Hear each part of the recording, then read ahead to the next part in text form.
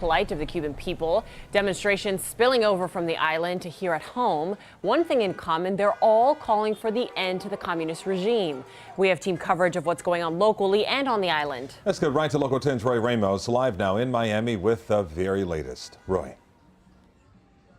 Calvin and Nicole, well, we are right behind Bayside Marketplace near the observation wheel, and you can see in this body of water more than a dozen boaters have gathered here. But the big question is, what is their intention? And that seems to be a big concern of law enforcement that is also out here on the water. I want to show you what this all looked like when we first arrived. This group says they plan to travel to about 12 miles offshore of the island nation to show their support for the Cuban people now going through that humanitarian crisis. They want to show their solidarity with the thousands of Cubans who continue to protest on the island nation, calling for an end to that 62-year-old communist regime. Now, you may remember we told you on Monday how a group was trying to do the same thing out of Pelican Harbor.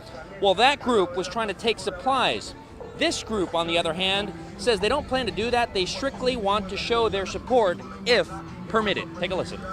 The cause for this is so that we can get an approval, a humanitarian approval, to head out as close as possible to Cuba so that we can show the Cubans that we're there supporting them and fighting with them. We're trying to avoid anybody that tries to make it to land because we don't know the consequences of that. And I would hate to see anybody get shut down because of trying to make it to land. And as we come back out live, we can tell you that there are a number of law enforcement agencies out here on the water monitoring this group. The Florida Fish and Wildlife Conservation Commission is out here along with the U.S. Coast Guard, Miami-Dade Police, and even City of Miami Police are out here as well.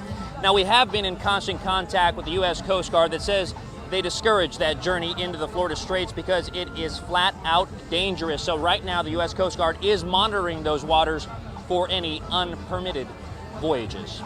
For now, here in the city of Miami, Roy Ramos, Local 10 News.